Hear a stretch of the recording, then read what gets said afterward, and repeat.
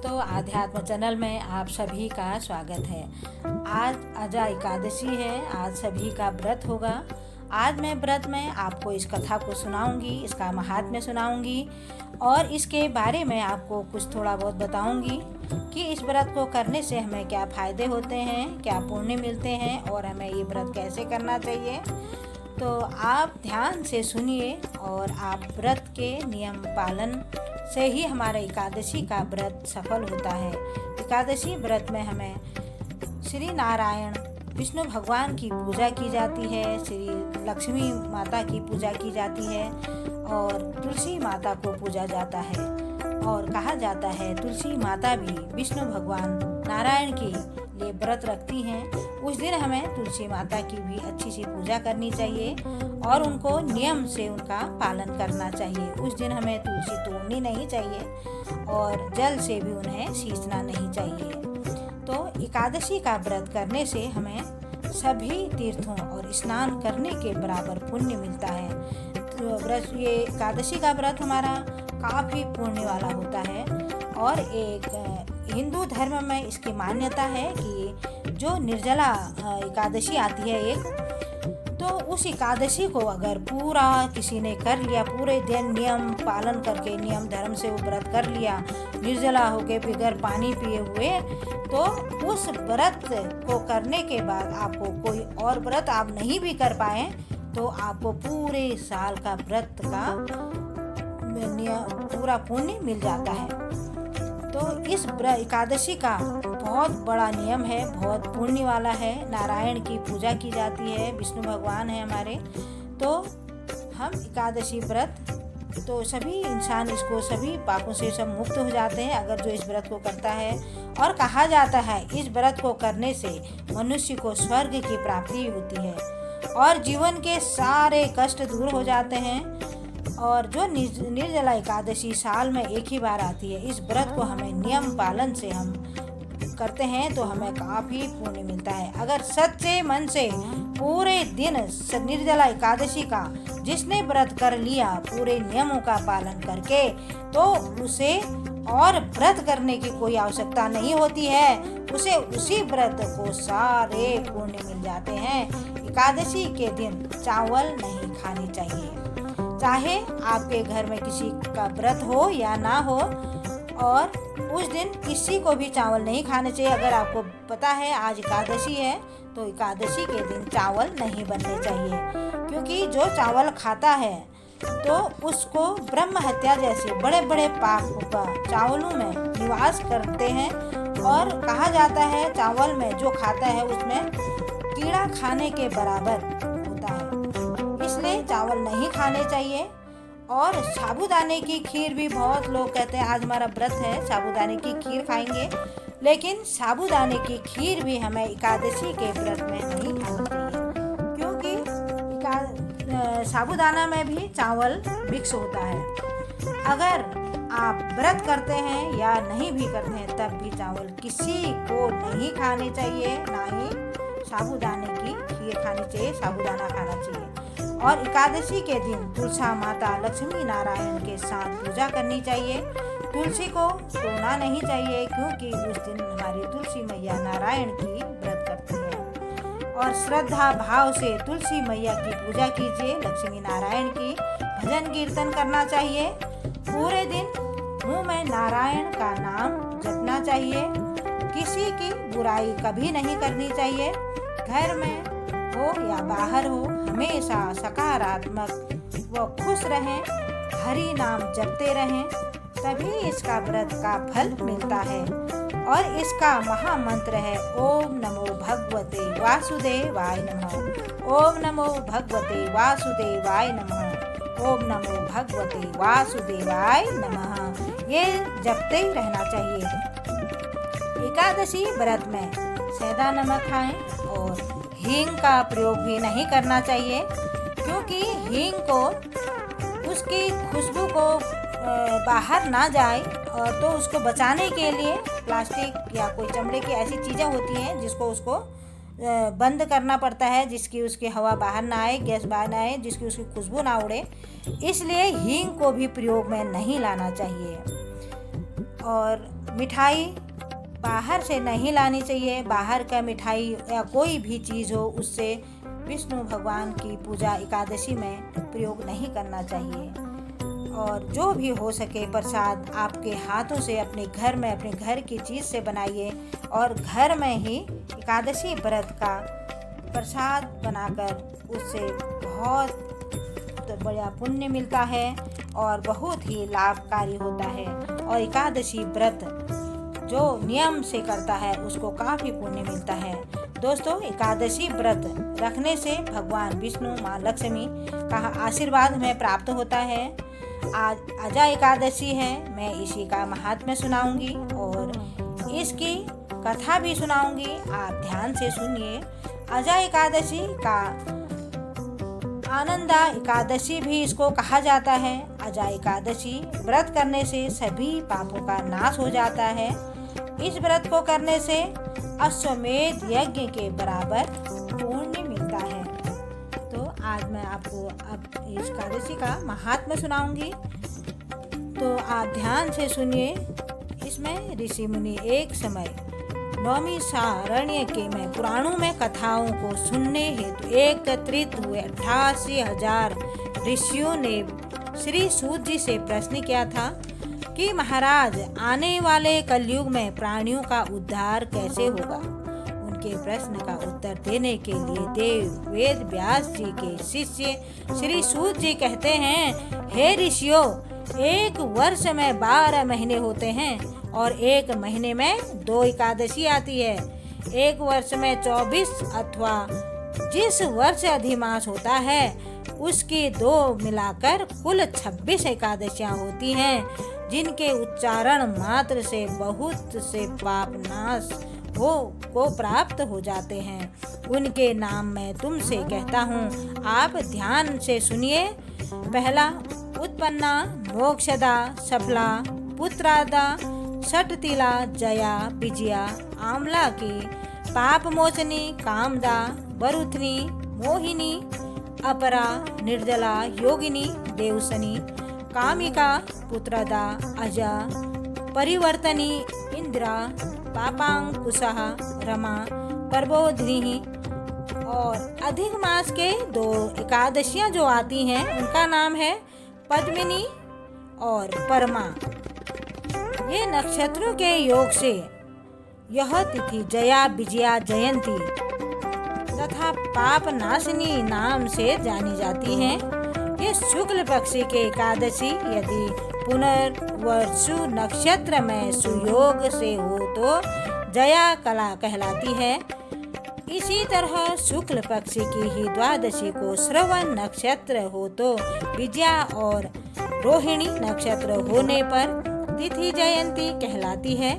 इसके श्रवण मात्र से इनके नामों के अनुकूल फल प्राप्त होता है। जो प्राणी इसका व्रत तथा उद्यापन नहीं कर सकते हैं वे उनका नाम सुनने मात्र से व्रत का फल प्राप्त कर सकते हैं।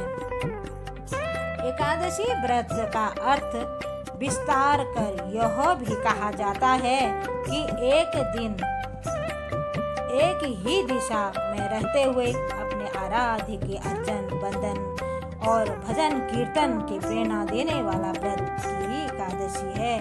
इस व्रत में स्वाध्याय ध्यान से सहज वृत्ति अपना कर ईश आराधना में लगना और दिन रात केवल ईश चिंतन की स्थिति में रहने का यत्न एकादशी का व्रत करना माना जाता है। एकादशी आदि व्रतों का जहाँ ज्योतिष गणना अनुसार समय दिन निर्धारित होता है, वहीं उनका नक्षत्र आगे पीछे जाने वाली अन्य तिथियों के साथ संबंध व्रत की महत्ता बढ़ाता है। एकादशी व्रत करने वाले के पितृ योनि को त्याग कर स्वर्ग में चले जाते हैं। एकादशी व्रत करने वाले के 10 पुरुषा पितृ पक्ष के और 10 पुरुषा मातृ पक्ष के और 10 पुरुषा पत्नी पक्ष के बैकुंठ को जाते हैं। एकादशी का व्रत धन, पुत्र, दुग्ध और कीर्ति को बढ़ाने वाला है।